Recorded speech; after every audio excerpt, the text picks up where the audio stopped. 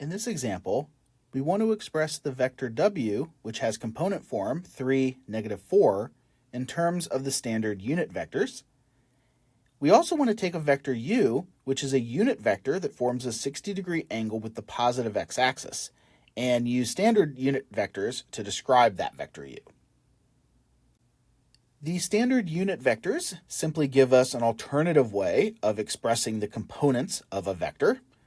So in part A, where w has components of 3 and -4, we can simply write this as 3 times the standard unit vector I minus 4 times the standard unit vector j. And so we can express w as 3i minus 4j. In part B, we want to do essentially the same thing.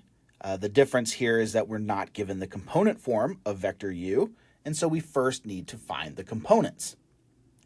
Since u is a unit vector, we know that when we put it in standard position with the initial point at the origin, the terminal point will lie on the unit circle. And since the vector makes a 60-degree angle with the positive x-axis, we know that the components for our vector u will be the cosine of 60 degrees and the sine of 60 degrees. Right here, this magnitude of vector u is 1 because we have a unit vector. And so technically this is 1 times cosine of 60 and 1 times sine of 60, but that makes no difference. We then are able to write down the components. The cosine of 60 degrees is 1/2, and the sine of 60 degrees is the square root of 3 over 2. And so using the standard unit vectors, as we're asked to do here, this would be 1/2 times the standard unit vector I plus the square root of 3 over 2 times the standard unit vector j.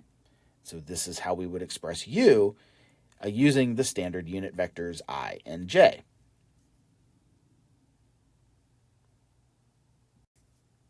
Next, we want to let A be the vector with components 16 and -11, and B the unit vector that forms an angle of 225 degrees with the positive x-axis. We want to express both A and B in terms of the standard unit vectors. You can pause the video and try this example yourself, then resume the video to see the solution in a few seconds.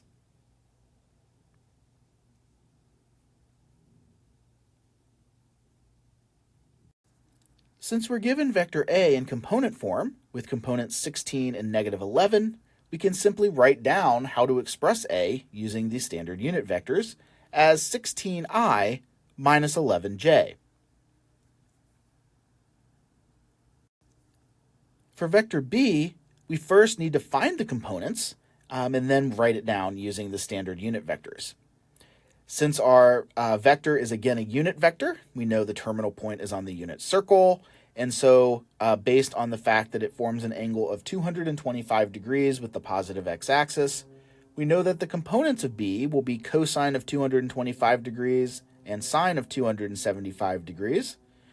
Both of those components will be negative square root 2 over 2, since 225 degrees is in quadrant 3, and both sine and cosine are negative there. And so we can express B in terms of the standard unit vectors as negative square root 2 over 2 times I minus square root 2 over 2 times j.